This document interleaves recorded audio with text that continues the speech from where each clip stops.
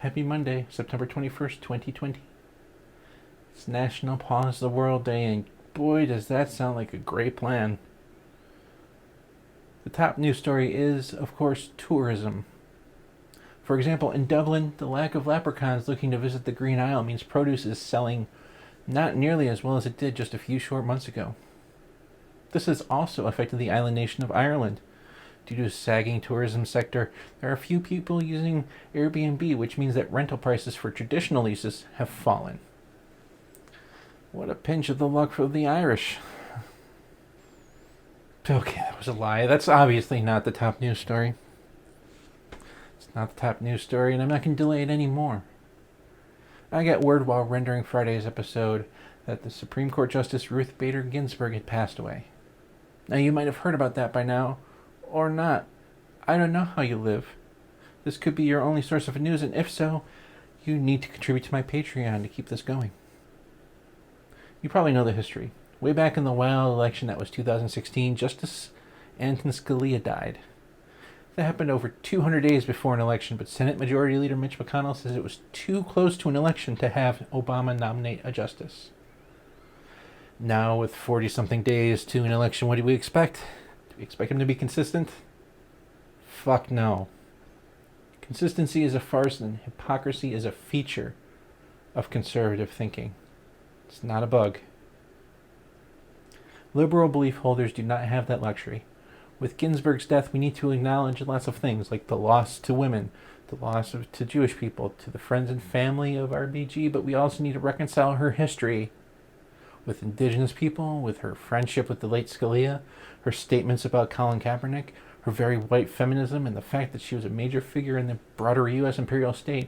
And I don't even want to bring up the really bougie fact that she loved opera. If we do not do all these things just right, it can be uncomfortable because we don't know things, and other people will tell us, which is of course fine. It would be fucking wild and probably some access to privilege that's unknown to anyone to have the resources to spend learning and understanding all the statements from a given figure before saying anything. But we worry about it because we give a damn about people. Meanwhile, Mitch McConnell can release a lying statement full of lies, denying obvious things, and his friends echo his reasoning with their own lying lies, lying blithely for everyone to see. Do I expect everyone to be perfectly honest? No. Of course there are hypocrites. Some hypocrites are making videos right now at this moment discussing hypocrisy. But conservatives do not give a fuck. They have no compunction about seeming like a hypocrite because hypocrisy is a feature of their belief set. It's why you do not see them out there with their Second Amendment rights protesting Trump's comments about multiple terms. Meanwhile, McConnell does what he does and then frets that he's getting canceled, or people are outside his house are upset. Lindsey Graham votes for a conservative judge that cracks down on LGBT rights while he books another session with his favorite male sex worker, and Trump does whatever Trump does. Truly, for these powerful people beyond the dining, beyond past yachts and mansions, hypocrisy is the greatest luxury. Liberals and truly honest people do not have such luxury. We look up to RBG and then we are told that she drew a paycheck from the government coffers, so we support drone strikes? Oh, that's fucking asinine. This kind of shit ignores that we, as in the royal we, are all humans. We're fucking flawed. But can we focus on the fucks that are doing it on purpose, please? Hypocrisy in its embrace is finer than the softest down blankets. Like conservatives claim to be pro-life when they are embracing policies that certainly kill people. It lets them sleep deeply with dreams of malice dancing in their heads. Anyway. Some good news. The sun. It still comes out.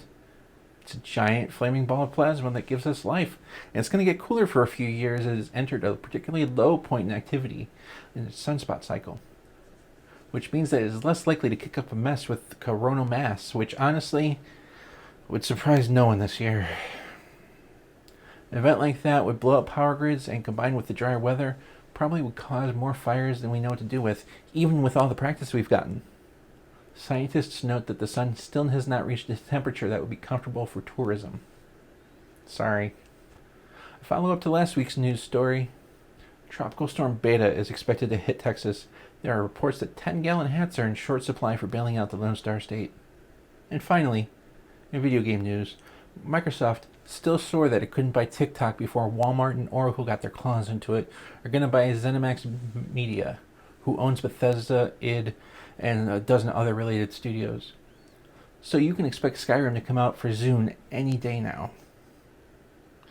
So that's the news at Jen for Monday, September 21st. I hope you liked it. Please like, subscribe, and give me money on Patreon so I can buy good gifts for my kids for Christmas. It's going to be like that this year. Thanks, and I love you.